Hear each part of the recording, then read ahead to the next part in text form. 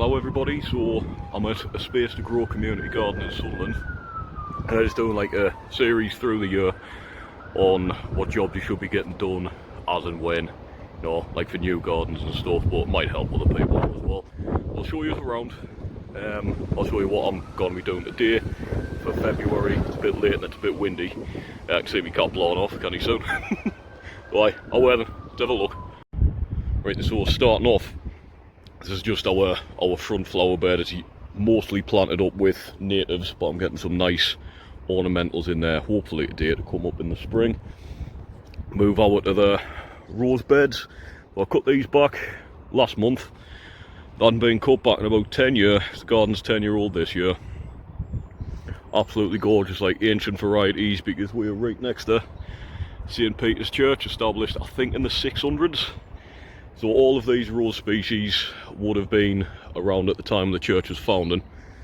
There's a compost bin, as you can see, they're knackered. I'm hoping that we can sort of get some funding and get these repaired soon. I've got a bit of old timber knocking about in the back garden, but I'll prefer to get, since this is a public space and it's not my own sort of private allotment, I want things to look a little bit nicer for the volunteers. Moving on, we've got our berry hedge, so this is a mix of wild and cultivated plants. We've obviously your brambles there for your blackberries, some thornless varieties so the bairns can pick them and not hurt themselves. We've got blueberries, raspberries, I think we've got a gooseberry in there and all. And that goes along too. We've also got 2 cherry trees here, and just before Christmas I did, a bit zoom in, focus. I did get some mistletoe in there. Now it's got a really low germination rate, so I'll probably put about 100 berries on this. That one looks a little bit more viable there. Oh, there you are.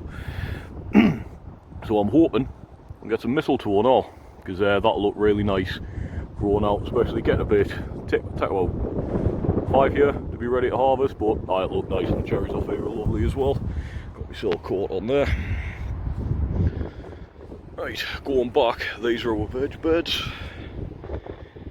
Obviously need cleaning out, but that's a job. We've got a couple of volunteers coming down next weekend, I want to say. I'll be running a group just showing people what needs digging out.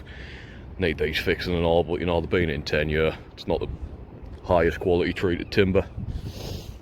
Over here, more herb beds, so it's your lemon balm. Most of the stuff down there that looks like grass is actually chives. It smells absolutely lovely in the winter. Glass for the pollinators. What else we got? As you can see, it's a bit of a state because I haven't been down much over the winter. This is a herb bed that we'll put in with some volunteers from the University of Sunderland, which is just over the road. So that's doing nice. The lemongrass, and it looks like that salvia's died off a bit. I'm not sure what that was at the back. I think that's a salvia as well. But we're growing some sort of more weird herbs and all. So there's your Artemisia absinthe there. That's your wormwood. It's a cola plant. It's another type of Artemisia. This is what the group's been calling the bee shed. So we do have bees. We've got 4 hives on site. Generally we don't touch them. We have got a bee guy who looks after them, but this place, it's all people who don't have their own green space can come out, learn a bit, do a bit of planting, just come down, relax. But we don't, as a rule, I don't go next to the bees. I love them, but they're not that keen on me. Right, next one is our greenhouse. Good size. Again, everything here has been here 10 years. That tool shed's coming down soon, we're getting a new one. What I'm working on at the minute is just giving everything a clean out. That should be your first job of the year. Reason for that is nobody likes to work where it's scruffy, because you just can't find anything, stuff gets in the way, and if there's any pests knocking about in the greenhouse from last year, dormant, you want to get them out straight away so your growing season is, you know, it can start off the best it can. And finally, last but definitely not least, because my favourite bit, is our wildflower meadow area thing. So this is all like 99% native British wildflowers. Again, look, I need to cut back. Brought me brush cutter and strimmer down with us, so way to do this. I would have liked to have done it before Christmas, but the weather was just too bad, so it's getting done today. Got to brush cut it, strim it off, rake it all off, because the species that we're going for, sort of the rarer species, they don't like nutrient rich soil, so it's best to get all of the old rubbish out of the way. We've got old brush piles down there. We've got a lot of hedgehogs on site, and you know, they are getting endangered now.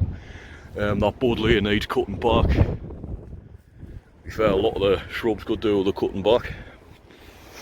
Also got this little coppice trees here. Oh no, it's not coppice, it's just a little stand. Right, I'll be taking some of them out, getting rid of that wild rose as well, just so if there's any bairns knocking about, they're not going to cut themselves on it. A bit of health and safety. Bird tables, blue hour, mint. Right, to get started then. Yeah, so just before cutting any sort of meadow land back, you can see where's the long grass here. It's important to do an environmental risk assessment to make sure, like I said, there's a lot of hedgehogs on site. So make sure there's nobody having a little kip, because the last thing I want to do is chop anybody up with me brush cutter head. Larger site, obviously we've got we've got that Cretaceous hedge there, hawthorn, and we've got the fence.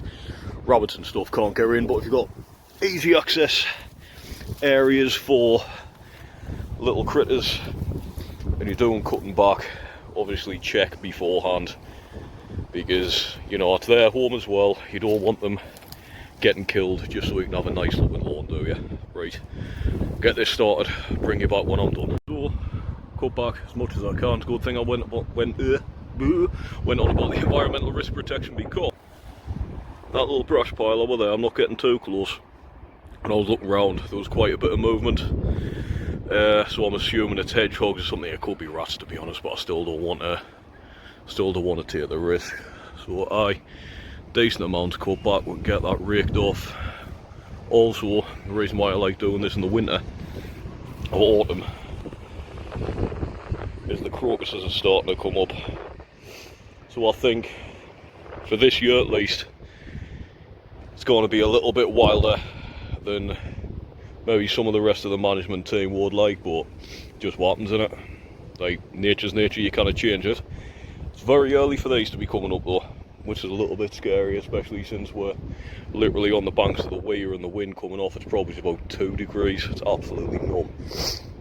But yeah, the wildlife area is going to be a little bit wilder for a little bit longer, unfortunately.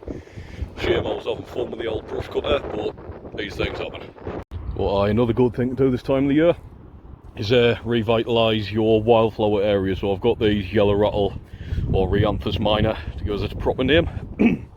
It's absolutely brilliant. We don't get a lot around here, living in the city centre, so it is a hemiparasitic plant that grows on, it's usually the rootstock of grasses.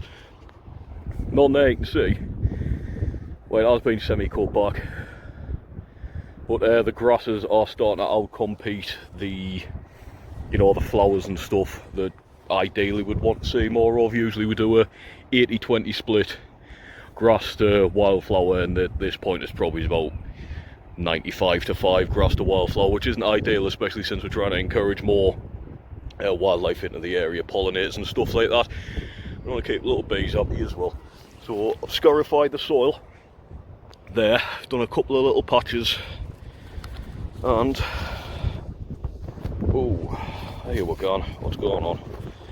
There we are.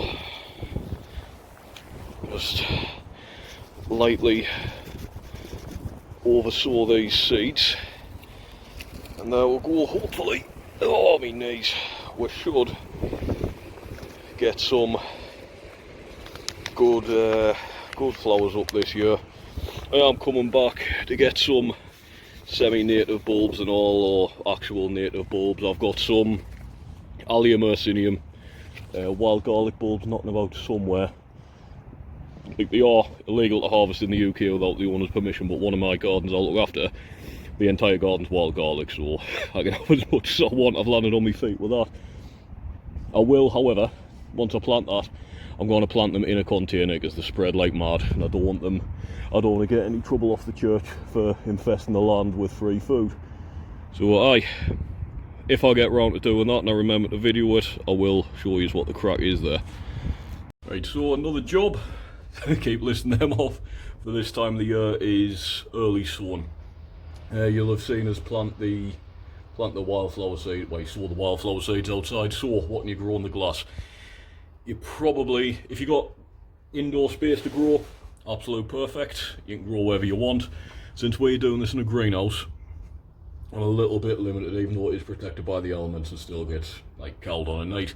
So all I've got here, I've got 100 onions, mixed alliums, white onion, red onion, standard, 99 pence for as many as you can carry out there. Being in bargains or somewhere. We've got our brassicas, so we've got purple sprout and broccoli. It's getting in a little bit late. I usually like planting mine under glass in January, but you know, one week's not gonna hurt anything. And then again at the back we've got an allium there, a leek, musselburgh, and another brassica, your dwarf curly kale. The stuff on, before I say the stuff on top, it's always important to label your stuff. Obviously I never bother with onions and that, because you can tell what they are. We only grow 2 varieties of onions, a couple of garlic and that, so it doesn't really matter. And we always keep the labels as well for anything that's going to be in the ground for a while. With these, your best stuff, because nearly all brassicas look the same when they're coming up, especially with the leeks as well, because they could be mistaken for not spring onions or just small normal onions. Stuff on top, the thing called vermiculite. Now you put that down, 2 reasons: it helps with moisture retention, especially if you're growing in a greenhouse, because it gets hot in here very quickly in the summer and spring. And secondly, most important, it's for weed suppression. So no matter how tidy you keep your greenhouse, you are going to get weeds popping up. And if you want to, you know, not have to weed every time you come in, maybe about 10 mil of vermiculite on the top, and your seeds will come up loads nicer. It's easier to prick them out as well, because most of the broccoli aren't. The the leeks and the kale, there's maybe about 15 seeds per cell in here. So for pricking them out, it's going to be a lot better for when we're transferring them into these beds, which will hopefully be cleared next week. I was going to make it start today, but it's raining, so I didn't really fancy it.